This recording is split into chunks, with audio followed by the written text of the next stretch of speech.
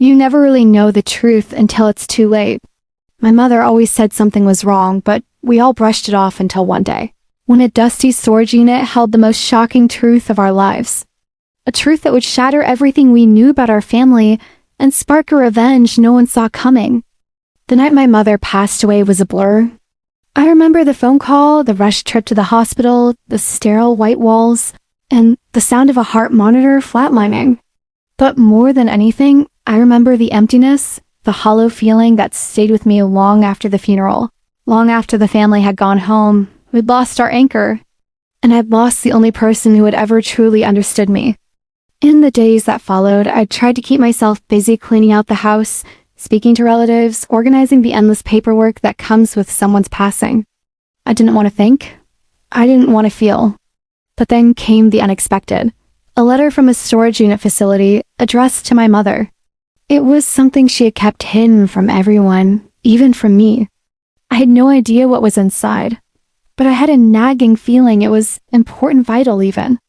And so I drove to that cold, forgotten storage unit, not knowing that the truth I was about to uncover would destroy everything I knew. At first, the unit looked like any other. Boxes stacked high, a dusty tarp thrown over what seemed to be a pile of forgotten memories.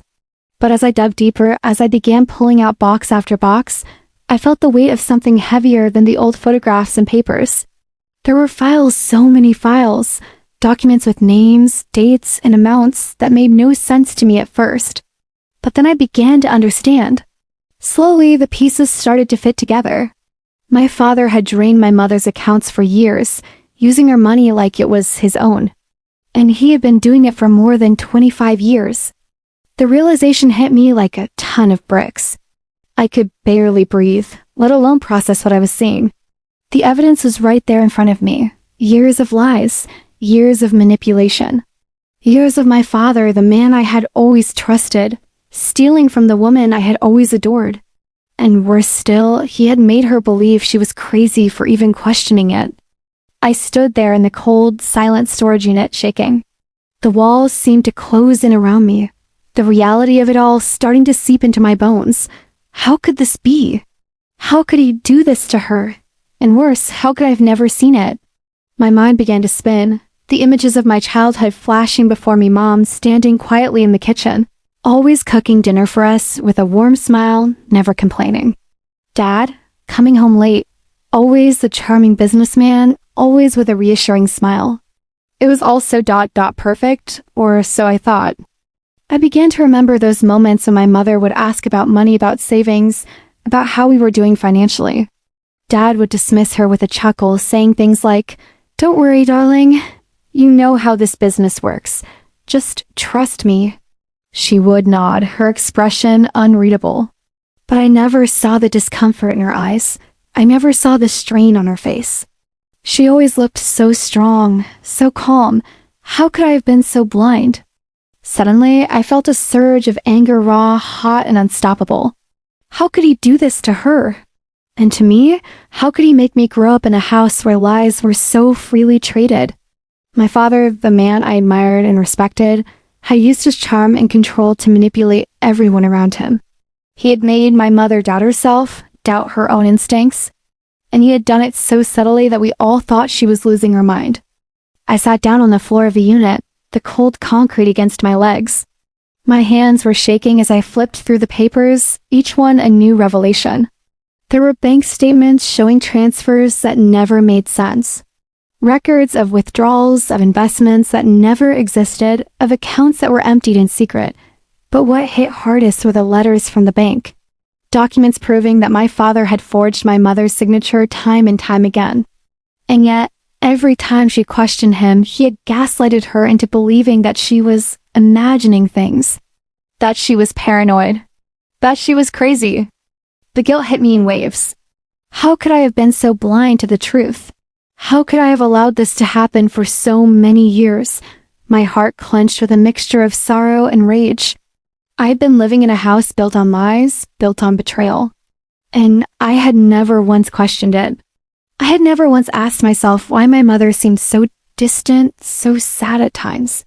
Why she was always on edge, always apologizing for asking questions.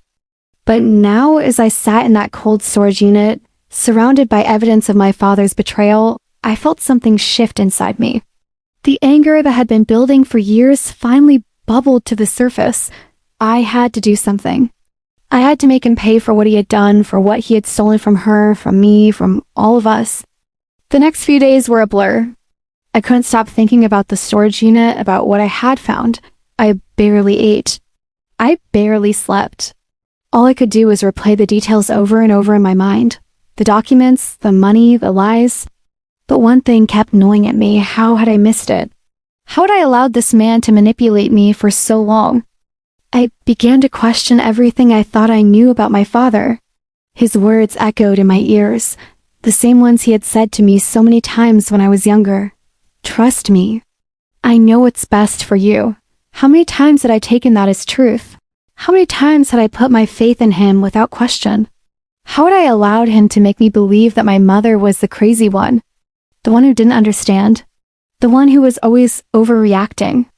But the more I thought about it, the more I realized just how carefully he had manipulated all of us. He had used his charm, his control, and his lies to keep us in the dark. And my mother ... she had known the truth all along. She had fought him silently in her own way. She had tried to expose him, but she had been powerless, and now it was my turn. It was my turn to bring him to justice. That night, as I sat alone in my room, I felt the weight of the decision I had to make. I had to confront him. I had to tell him what I knew, but deep down I was scared. I was scared of what he might do, of how he might react. I had spent my entire life under his thumb, trusting him, loving him. Could I really go up against him? Could I really stand up to the man I had always called my father? But as I thought about my mother, about the years she had suffered, about the silent tears she must have cried when no one was watching, I knew what I had to do. I couldn't let him get away with it. I couldn't let him keep living his life as though nothing had happened. I had to make him pay. And I would. The next morning, I called my lawyer. I told him everything, the documents, the evidence, the betrayal. I could feel my heart pounding in my chest as I spoke, but I knew I was doing the right thing. The weight was beginning to lift off my shoulders, but it was quickly replaced by something else, a cold, burning determination. I wasn't just going to confront him. I was going to make him regret everything he had done. He was going to pay for the pain he had caused, not just to my mother, but to all of us. But even as I made these plans, I couldn't shake the feeling that this was only the beginning. There was more to this story, more secrets to uncover, more lies to expose. And as I thought about it, I couldn't help but feel a sense of dread. What else had he done? What else had he hidden from us? And when it all came out, would I be able to live with the consequences? As I sat in my lawyer's office, my mind raced. I could feel the weight of the decision pressing down on me. But I knew what I had to do, for my mother, for the truth, for justice. And as I looked out the window, the world seemed to stretch out before me, full of possibilities. But I also knew that the path I was about to walk would never be the same. It would be a long road, and the journey would be filled with pain, with moments of doubt, and with anger. But one thing was clear, I was no longer the person I had been.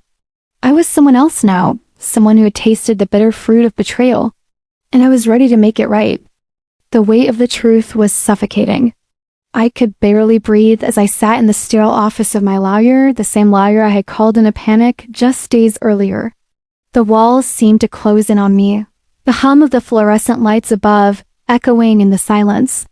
My mother's words echoed in my mind, a faint whisper of a warning I'd never understood until now. She had always known something wasn't right, something I'd brushed aside as irrational fear. But now with the evidence laid out in front of me, I couldn't deny it anymore. My father, the man I had called a hero, a provider, the foundation of my world, was a liar, a thief, a manipulator. He had spent years draining my mother's life savings, forging her signature, erasing the very essence of the woman who had given so much to him, and what's worse, he had made her believe she was losing her mind. The moment I found the storage unit, everything I thought I knew about my family unraveled. The carefully stacked boxes of faded documents, the years of receipts, the handwritten notes that my mother had kept so meticulously, all of them revealed a dark secret. A secret that, when pieced together, showed how my father had systematically bled her dry.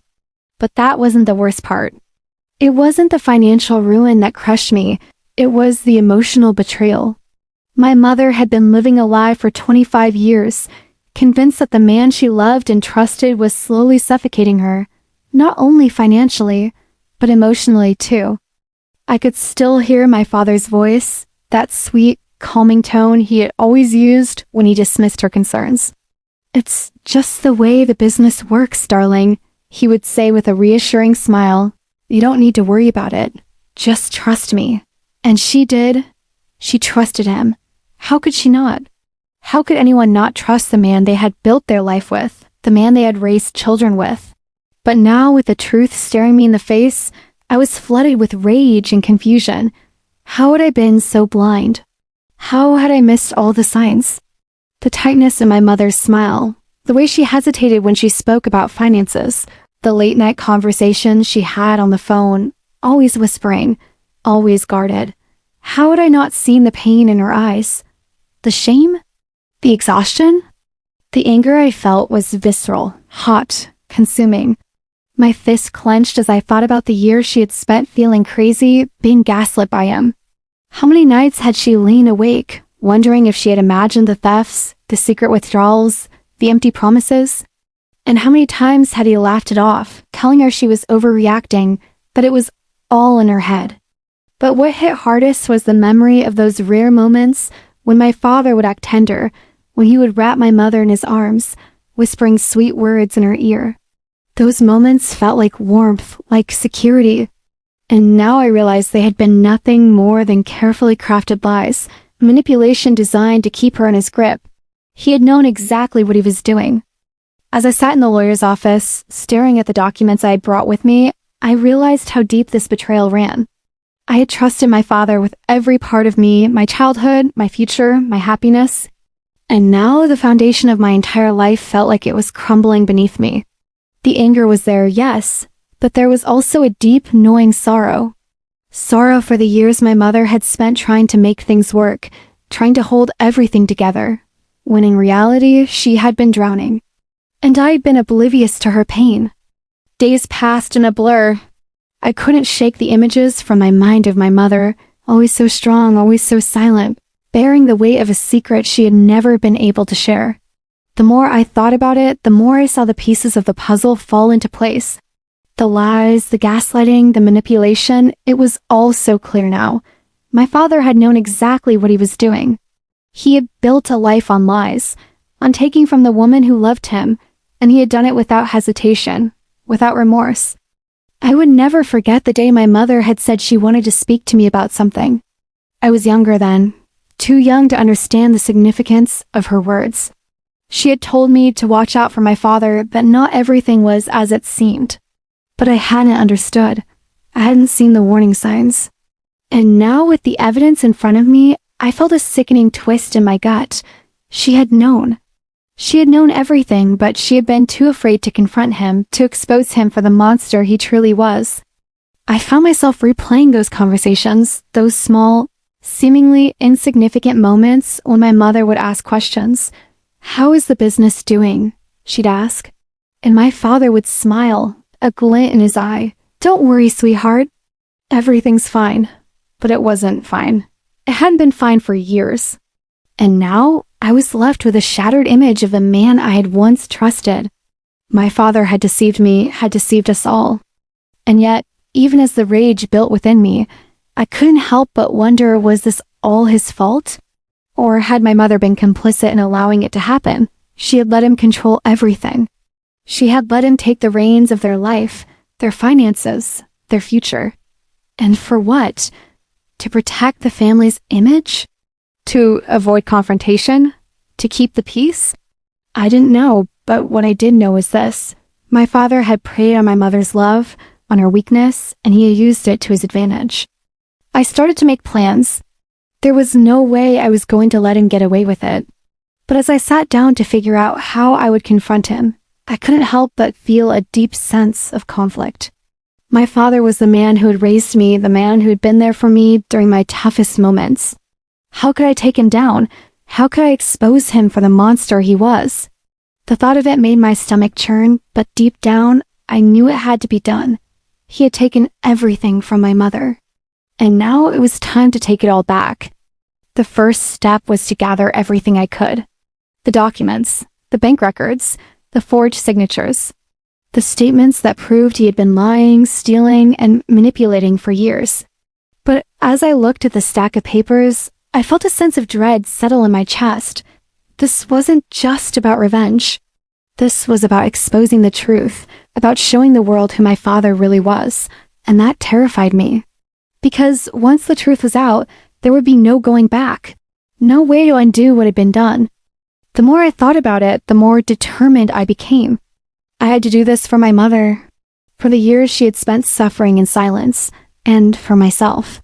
Because if I didn't take action, if I didn't stand up for her now, I would never forgive myself. But as I prepared to move forward, I couldn't shake the feeling that this was just the beginning. There was more to this story, more layers to uncover. My father wasn't just a thief. He was something far worse. And as the plan began to take shape in my mind, I realized that I wasn't just going to expose him. I was going to make sure he paid for everything he had done. It was time to confront him. But even as I thought about it, I felt a pang of guilt, a feeling that threatened to stop me in my tracks. Was this really the right thing to do? Was revenge worth the destruction it would bring? I didn't know. But one thing was certain: my mother's life had been ruined by his lies, and I wasn't going to let that stand. As I sat in the silence of my room, staring at the papers before me, I made my decision. I would expose him. I would make him pay. And no matter what happened, I would never let him get away with it. But even as I prepared for the fight ahead, I couldn't help but feel a deep, gnawing sadness. The man I had once called my father was gone. What remained was something far darker. And with that, I began to understand the true cost of revenge. The days after uncovering my father's betrayal were a haze of conflicting emotions. A part of me still clung to the hope that this could be some horrible misunderstanding, that somehow I was misinterpreting the evidence. But with each passing day, the truth became inescapable, and the weight of it pressed down on me like a vice. I couldn't escape the images that danced in my mind. My father, the man I had once revered, had drained my mother's accounts, forged her signature, manipulated her every step, and called her crazy for doubting him. The memory of him, the man who had been a pillar in our lives, now felt like a distant mirage, a shadow of something I had once believed in. How had I missed the lies? How had I been so blind to the man he truly was? But the anger I felt was a fire, burning hot and uncontrollable. The deeper I dug into the evidence, the clearer it became that my father had committed the worst kind of betrayal. And yet, it wasn't just the financial theft that hit hardest, it was the emotional manipulation, the years of my mother's trust being shattered, and the destruction of our family's foundation. My father's manipulation was so subtle, so calculated, that it had made my mother question her own sanity. And for the longest time, I had believed her doubts to be unfounded. I had believed him. How could I have been so wrong? As the realization set in, the world around me felt like it was crumbling.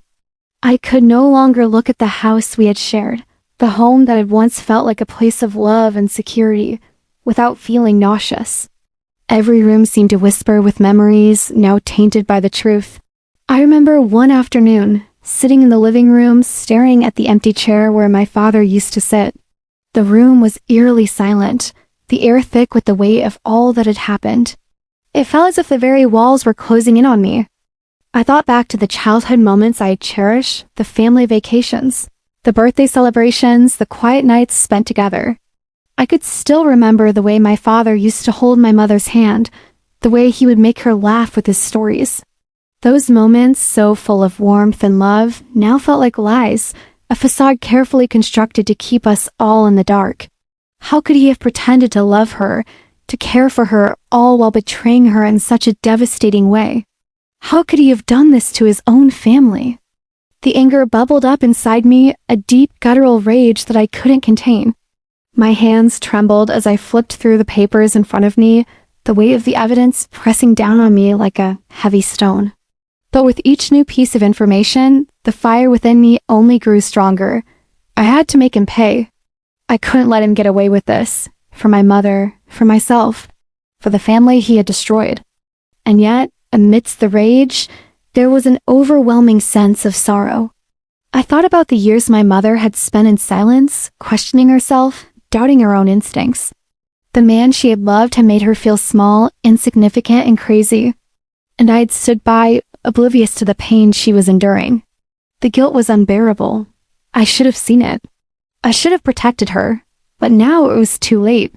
The damage had been done, and the only thing left to do was seek justice. But could I really do it? Could I confront the man who had once been my hero, expose him for the monster he truly was? Flashbacks began to invade my thoughts, unbidden, pulling me back to moments that now felt like betrayals in disguise. I remembered the day my father had taken me out for ice cream when I was younger. It was one of those rare days when he had seemed so genuinely interested in spending time with me, laughing and talking like nothing in the world could touch us. The sun had been shining, and everything had felt so perfect, so safe. Now, those memories seemed like a cruel joke. How could he have pretended to be that man, while all along he was destroying our lives? I thought about my mother, her quiet resilience, her ability to keep going despite everything. She had always been so patient, so loving, even when things had started to fall apart.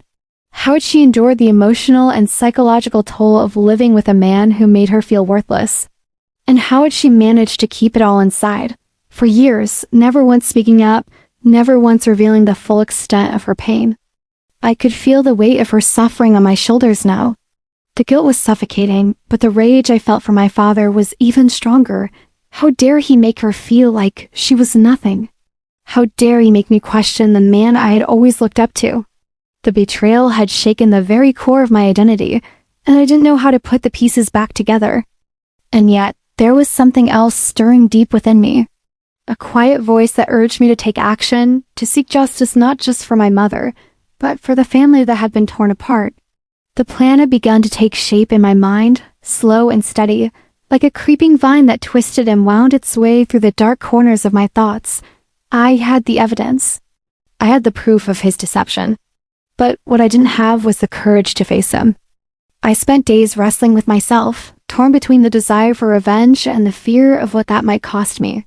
The thought of confronting my father, of exposing him to the world, terrified me. It wasn't just about justice. It was about losing everything I had ever known. I had built my life around the idea of a strong, dependable father, and now the image was shattered beyond repair. Could I really go through with this? But then, something changed. A pivotal moment arrived, one that tipped the balance in favor of action. I was sitting in my car one night, parked in front of the house I had grown up in, staring at the windows that had once been a sanctuary. I thought about the family dinners, the laughter that had filled the house, and the love that had once been so genuine. And then I thought about my mother sitting in silence, enduring the years of abuse that no one had ever seen. And in that moment, I realized what had to be done. I couldn't let this continue. I couldn't let my father's lies destroy us any longer.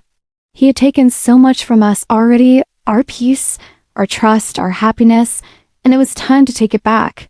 I walked into the house the next morning, my hands shaking, but my resolve firm. I had gathered everything, every document, every piece of evidence that proved his guilt, and I was ready to confront him. My father was sitting in his favorite chair, reading the newspaper as if nothing had changed, as if the world was still as it had always been. But I knew the truth now, and so did he. For a moment, I stood there, just watching him, the anger and sorrow swirling inside me. He looked up from his paper and smiled, that familiar, false smile that had always reassured me, that had always made me believe everything was okay. But now everything had changed, and I couldn't play along any longer. "Dad, we need to talk," I said, my voice trembling but steady. His eyes narrowed slightly, as if he sensed something was wrong. But he didn't say anything. Instead, he put down the paper and waited for me to continue. "I know what you've done." "I know everything," I said, each word feeling heavier than the last. He laughed, the sound hollow and dismissive. "What are you talking about, son?" I threw the papers down onto the coffee table. The evidence of his betrayal spread before him like a brutal confession. You drained Mom's accounts for years. You forged her signature. You manipulated us all, I said, the words spilling out like poison. And you made her feel like she was crazy for questioning it. His face went pale, but he didn't say anything. He just stared at the papers in silence. The silence stretched on, thick and suffocating, until finally he spoke. You don't know what you're talking about, he said, his voice shaking slightly. You have no idea what I had to do, ... double quotes. But I didn't let him finish. I couldn't, not anymore. I know everything, I repeated, my voice steady. And now it's time for you to face the consequences. As the words left my mouth, I felt a strange sense of peace wash over me. It wasn't relief, not yet, but it was something. Something that told me I'd finally taken control.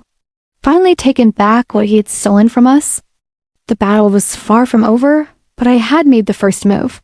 And I would make sure my father paid for every lie, every betrayal, every piece of his manipulation. And with that, the first chapter of revenge had been written. The rest was yet to come.